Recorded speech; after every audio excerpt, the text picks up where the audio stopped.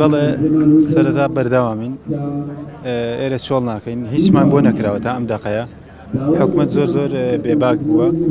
ئێمە داوای سەرەتاییتر مافمان کردووە کە بڕەکەی زیاد بکرێت ئێرە ناوچێکی ساردە بەڕاستی تۆ بەراوردەکەی بە شارە زۆر کە بە بەرمیلێک لێشی زیابە بگرە ئێرە ئێمە خۆمان ماڵی خۆمان 5 بەرمیلمان سووتان بەپار ئێستا ئێمە هەڵین 2 بەرمیلمان بنێکاکە نازی ئەوەمان هەیەەوە ئەرکە لەسەر حکومەت کە 2 مەرزی نێودەوڵەتیشمان هەیە و ناوچەکەشمان هەڵکەوتەیەکی ساردی هەیە و وەکو خۆتان ئاگادارن پێویستە ئەو بڕەمان بۆ زیاد کرێ بکرێ بە 2 بەرمیل هیچ گران نییە گرانیش بێ ئەوەرکە لەسەر حکومەت ومانەی وانە گەر ئێمە واز لە گرانی بێنە نەخێر گرانە تۆ ئەرکتە حکومەتی دەگەر حکومەتی ئەرکە تۆ ناوچەیەکی ساردا هەڵکەوتەکەی وایە دابینیکەیت هەتا ئەم ساتە هیچمان بۆ نەکراوە هیچ جوابێکیش نییە و لەگەڵەوە ئێمە شوێنێکی ساردمان هەیە لە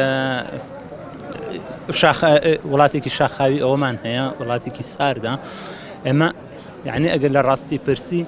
حەقی خۆیەتی کە ئێمە ساڵانە 3-4 بەرمیل نەوت وەربگرین وابێ بە سعرێکی زۆر کەمیش بێت یعنی ئێمە نازان بۆچی عەرەب لەو لە بەغا توانن بە 30,000 نەوت دابەش بکەن لێرە بۆ ناتوانن تۆ حکومەتێکی کوردی بۆ شتێکی وانە بێ من حکومەتی کوردیم بۆ چی حکومەتێکی کوردی نەتوانێت نەوت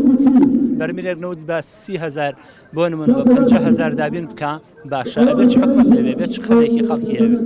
باشە یعنی لە کاتێککە ئەمە نەوتەکەی خۆیان ئەنێرنە دەرەوە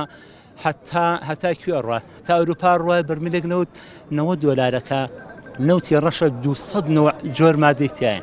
نەوتی سپید لە هیچ شوێنێک پارە ناکە کەمان هاتوون بە ئێمە بە 130,000 بیفرۆشنەوە کە 130,000 حسابکە 80 بە 85 دۆلارەکات هەنی هیچ خاڵ ناگرێت ئێمە کە هاتوین تەنها هاتوین داوای مافی سادەترین ماف بکەین کە هیچ نییە بەرمیلێک نەوت یا 2 بەرمیل نەوتمان بدەنێت و بە سعرێکی گونجاو يعني